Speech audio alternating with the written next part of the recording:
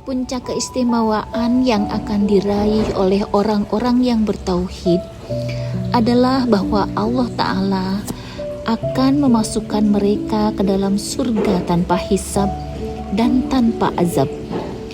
Keistimewaan ini hanya Allah Ta'ala janjikan bagi mereka yang benar-benar membersihkan, memurnikan, dan menyempurnakan tauhidnya.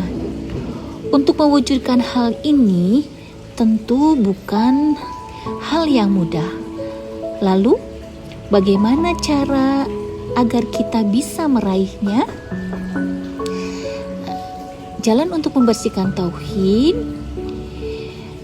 dan untuk membersihkan tauhid harus terpenuhi 3 hal ini. Yang pertama, harus memiliki ilmu yang sempurna tentang tauhid. Karena tidak mungkin seorang membersihkan sesuatu tanpa terlebih dahulu mengetahui dan memahami sesuatu tersebut.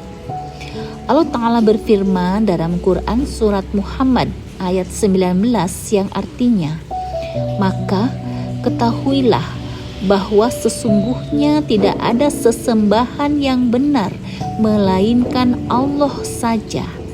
Dalam ayat ini Allah Ta'ala memerintahkan untuk mengilmui terlebih dahulu sebelum mengucapkan kalimat tauhid. Yang kedua, meyakini kebenaran tauhid yang telah diilmuinya.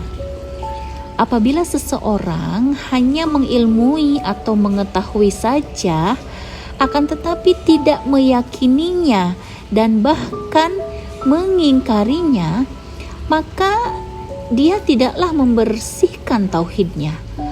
Allah Ta'ala berfirman tentang kesombongan orang-orang kafir yang tidak meyakini keesaan Allah sebagai satu-satunya sesembahan, padahal mereka telah memahami makna la ilaha illallah. Dalam Quran surat Shad ayat 5 yang artinya, "Mengapa ia Muhammad menjadikan sesembahan-sesembahan itu sebagai sesembahan yang satu saja? Sungguh ini adalah suatu hal yang sangat mengherankan."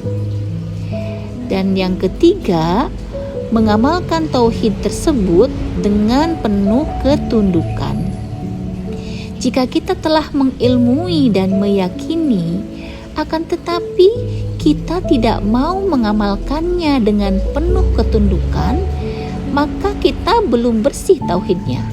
Allah Ta'ala berfirman dalam Quran surat As-Saffat ayat 35 yang artinya, "Sesungguhnya mereka dahulu apabila dikatakan kepada mereka la ilaha illallah, mereka menyombongkan diri.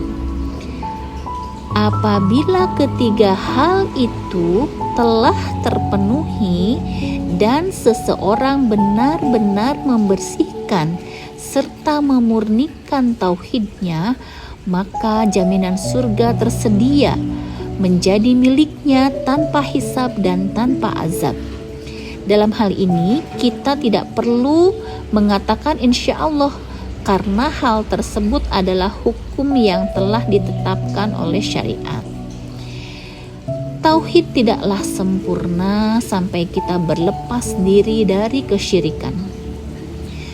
Salah satu konsekuensi dari tauhid adalah kita harus membenci, memusuhi, mengingkari, memisahkan diri, dan berlepas dari perbuatan syirik dan para pelakunya. Apabila kita tidak membenci dan memusuhi perbuatan syirik dan pelakunya, atau bahkan ridho, merasa tenang-tenang saja dengannya dan tidak mempermasalahkannya, maka ketahuilah bahwa tauhid kita belum bersih dan patut dipertanyakan serta harus diperbaiki lagi.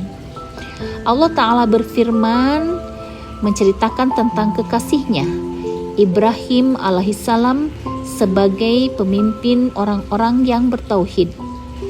Dalam Quran surat Al-Mumtahanah ayat 4 yang artinya sesungguhnya telah ada suri tauladan yang baik bagimu dari diri Ibrahim dan orang-orang yang bersama dengan dia, ketika mereka berkata kepada kaum mereka, sesungguhnya kami berlepas diri kamu dan diri apa yang kamu sembah selain Allah. Kami mengingkari kekafiranmu yang telah nyata antara kami dan kamu, permusuhan dan kebencian buat selama-lamanya sampai kamu beriman kepada Allah saja. Bahkan meskipun pelaku syirik itu adalah kerabat sendiri atau bapak sendiri, kita tetap harus berlepas diri darinya. Hal ini berdasarkan firman Allah ketika mengisahkan perkataan Ibrahim kepada Azar ayahnya dalam Quran surat Maryam ayat 48. Dan aku akan menjauhkan diri darimu dan dari apa yang kamu seru selain Allah. Nah, inilah konsekuensi tauhid yang dimiliki seseorang, yaitu dia harus menjauhkan diri dari syirik dan para pelakunya.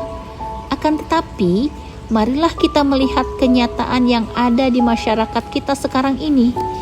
Ketika mengetahui ada hak manusia yang dilecehkan, seperti ketika ada seorang anak perempuan yang dinodai kehormatannya oleh ayah kandungnya sendiri misalnya, maka kita lihat masyarakat menjadi sangat marah dan murka kepada ayah tersebut. Mereka sangat membencinya dan tidak mau bertetangga lagi dengannya. Namun, ketika ada hak Allah yang dilanggar dan dilecehkan, makam wali disembah, tukang sihir diagung-agungkan, dan dibuat kontes perlombaan di televisi malah. Kotoran kerbau dijadikan rebutan untuk dimintai berkahnya. Ramalan bintang merajalela, maka hati siapakah yang marah dan murka? Siapakah yang membenci dan berlepas diri dari itu semua?